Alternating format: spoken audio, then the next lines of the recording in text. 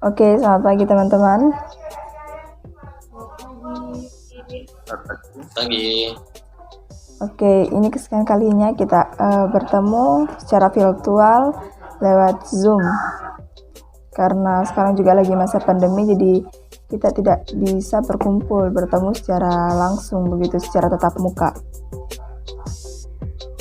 Kita bertemu di sini mau membicarakan, mau ngobrol-ngobrol santai tentang apa saja itu faktor-faktor yang mempengaruhi perkembangan peserta didik. Sebelum kita lanjut ke sana, alangkah baiknya kita perkenalkan diri dulu biar ditahu kita siapa-siapa saja yang di sini gitu. Saya sendiri perkenalkan, saya Nima di Bulandari. Saya Fitri Anjani. Saya Kadek Purwantara. Saya Made di Arsana. Oke, sebelum kita melangkah ke faktor-faktor, kita membicarakan apa saja itu faktor-faktor yang mempengaruhi perkembangan peserta didik. Pasti kita tahu dulu apa itu perkembangan kan? Kalau menurut saya pribadi, perkembangan itu adalah suatu proses peningkatan ataupun perubahan yang terjadi pada setiap anak, seperti perubahan pola pikir, perubahan perilakunya, sifatnya, ataupun dari secara fisik, perubahan secara fisik. Bagaimana dengan teman-teman yang lain? Halo? Ya, menurut saya kalau perkembangan itu adalah suatu proses perubahan. Intinya tadi kan perubahan yang bersifat kuantitatif, yang berhubungan dengan kematangan individu. Contohnya perkembangan yaitu misalnya perkembangan pada anak bayi berkembang menjadi balita, berkembang menjadi balita berkembang menjadi anak-anak, kemudian menjadi remaja, dewasa, dan sampai ke orang tua.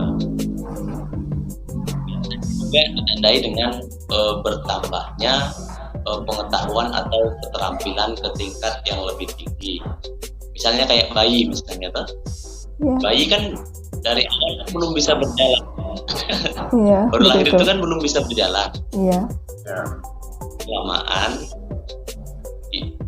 bayi bisa berdiri, bisa berjalan, bisa duduk, bisa berbicara dan menggenggam dan lain-lain. Itu mungkin yang dinamakan perkembangan. Bagaimana teman-teman? Mungkin begitu ya? Iya. Perkembangan itu berapa? Oke, karena kan tadi dari perkembangan itu dikatakan perubahan, kan? Jadi pasti ada faktor-faktor yang mempengaruhi. Mungkin Saudara Depi bisa jelaskan terlebih dahulu apa saja faktor-faktornya? Kalau untuk yang pertama pengaruh itu, yang pertama faktor gen atau bawaan. Karena ini faktor kiri ini faktor karena merupakan bawaannya dari orang sendiri, dari orang tuanya itu anak sendiri, baik fisiknya, tingkah lakunya, moral, sikap. Teman-teman dekat tak lah memiliki kesamaan sama orang tuanya tuh. Dan bercontoh lah dari saya sendiri, suaranya tinggi, diambil dari bapak juga tinggi, kayak faktor gen, keturunan gen. Sangat penting seperti itu. Iya sih. Hampir sebagian ya, hampir kayak seluruh bagaimana kayak fisiknya orang tuanya pasti ada diambil dari anaknya gitu. Iya, terpengaruh. Sama kayak saya contohnya kan. Misalnya teman-teman kan tahu semua rambutku bergelombang ini tuh. ini mewarisi dari gennya bapakku ini. Lain dengan kakakku. Kalau kakakku dia lurus rambutnya dari gennya mamaku kayaknya. Dari segi sifat, kalau orang tuanya suka marah-marah atau sering menggosip tuh pasti anaknya juga mengikut. Iya, betul-betul. Iya, apa faktor orang tua saya?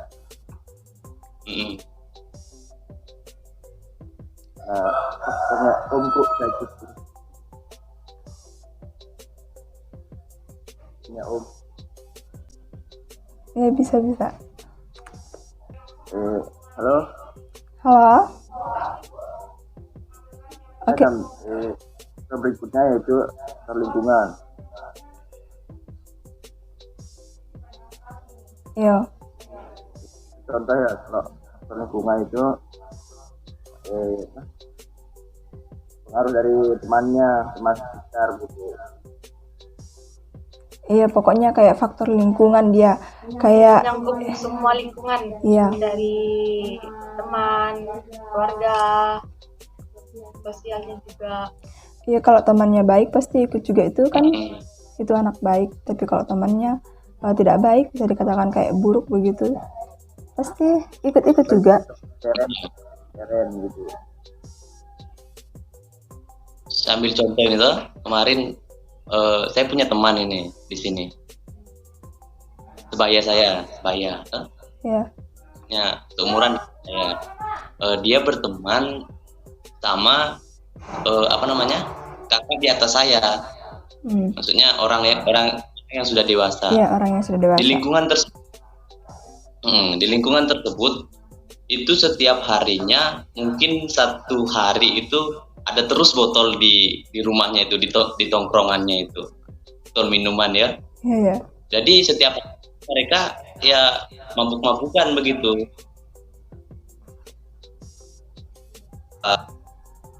Itu membawa perkembangan yang tidak baik bagi teman saya itu sendiri. Jadi sekarang dia mungkin sudah terbiasa dengan hal itu. Kalau menurut saya kayak faktor lingkungan dari anak-anak begitu, begini, kalau itu anak-anak main sama temannya, pasti pulang dari bermain itu pasti ada saja yang dia bawa, atau kayak ikuti itu apa yang dia temannya bilang, kayak dari bicara yang tidak baik, pasti ikuti juga, bawa pulang ke rumah kata-kata yang tidak baik itu. Iya, biasa itu terjadi. Iya. Biasanya bilang atau mungkin temannya bilang ini, dia ikut ini, padahal itu sebenarnya tidak baik bagi dia, anak itu sendiri. Kita di rumah, orang tua di rumah sudah tidak mengajarkan hal itu atau yang dia bicarakan itu, tapi di luar dia dapat begitu. Di lingkungan teman-temannya dia dapat. Terus orang tua juga enggak mungkin mau jaga selama 24 jam itu anak bermain di luar begitu kan. Iya. Jadi itu ya, anak-anak sekarang itu cepat sekali terpengaruhi. Baru sebentar bermain sama temannya, pulang sudah beda. Iya. Begitu kan juga adik Mulan. Iya. Kadang itu juga teman di sekolahnya kan, diajak bermain begitu. Untung kalau temannya baik, ikut juga kan, bermanfaat. Tapi kalau sudah temannya tidak baik, begitu buruk, pasti terpengaruh juga. Apalagi kalau namanya anak-anak kan mudah sekali terpengaruh, kayak belum tahu apa-apa begitu, belum tahu yang mana yang benar, yang boleh diikuti, yang mana belum, kan begitu. Iya. Kayak gelas aja, kita diisi terus, diisi air terus. Jadi terisi.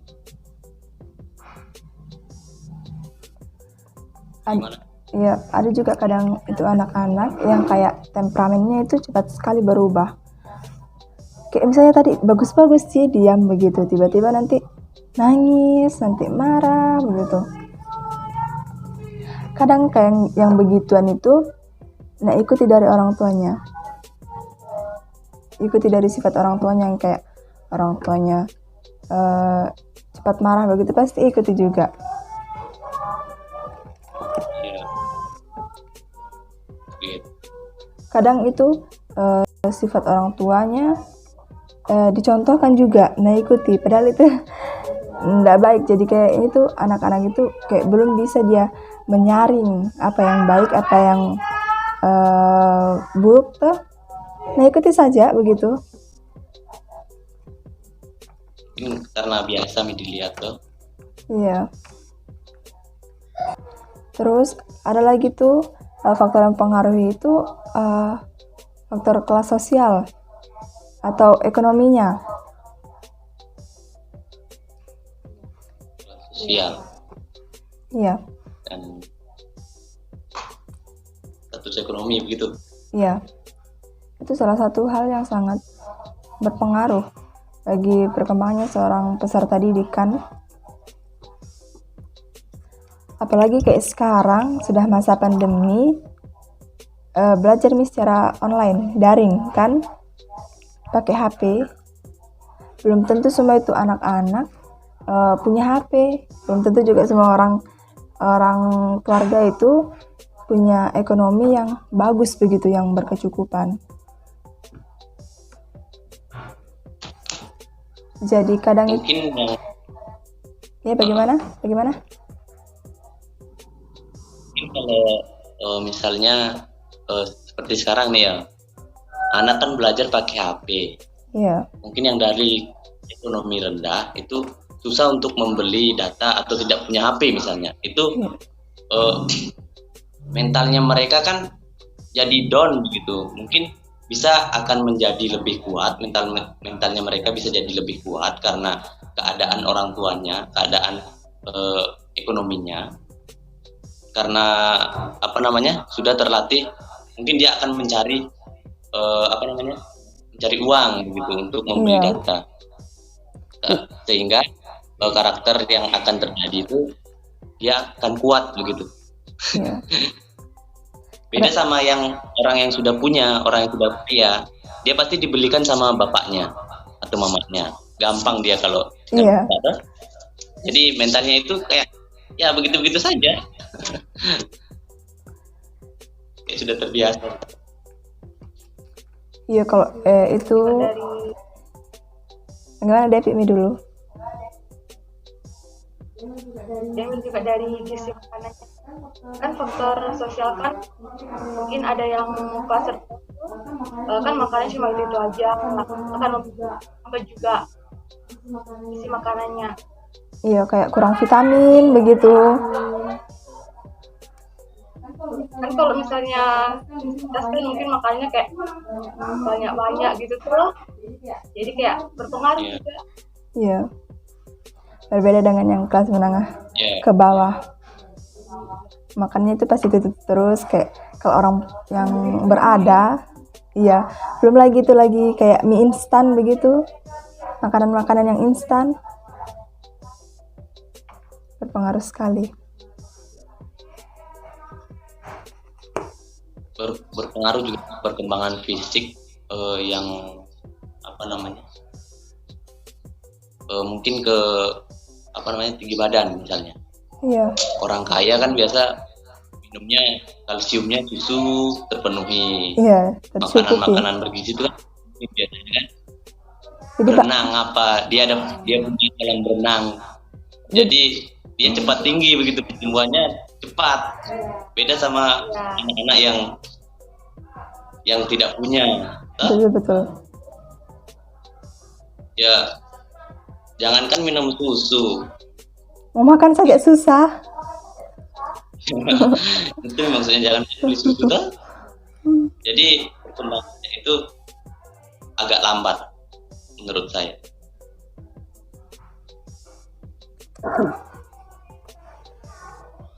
Ada mau ditambahkan?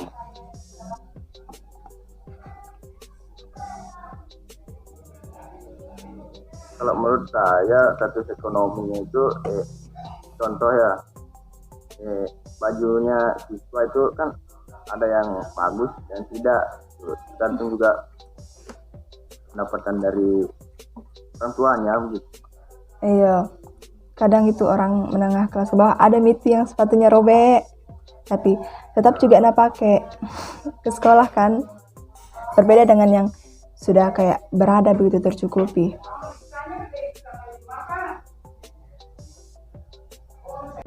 Iya, beda. Berarti status sosial dan status ekonomi ini berpengaruh ya. Iya. Nah, atau peserta.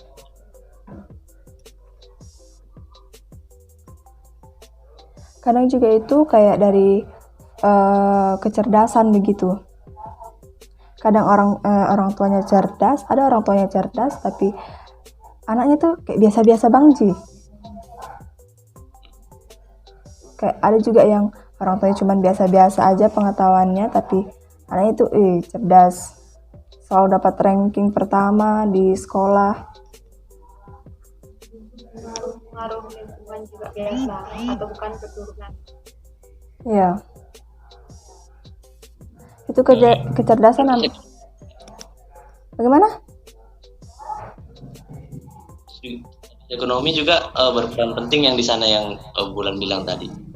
Seperti anaknya pintar. Mungkin di rumahnya fasilitasnya lengkap sehingga anak itu rajin belajar, dengan yang tidak punya. Tapi kalau tidak ada fasilitas gitu. Iya. Tapi kadang kalau dilihat juga ada orang yang ekonominya cuman biasa-biasa saja, tapi itu anak pintar begitu. Entah mungkin itu dari faktor keturunan gitu kan, dari faktor orang tuanya,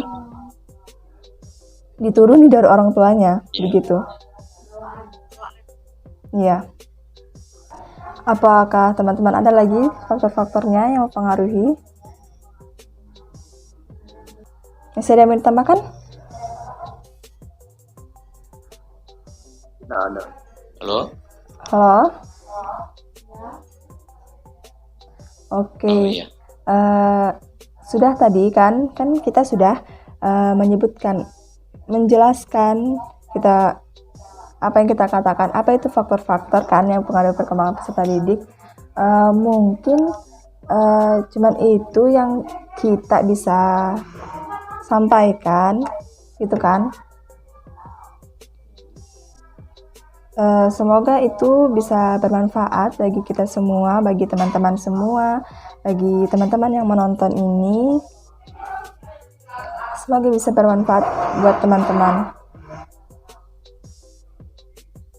Oke, kita akhiri pertemuan kali ini, ngobrol-ngobrol kali ini. Sampai jumpa di kesempatan yang akan datang lagi. Terima kasih.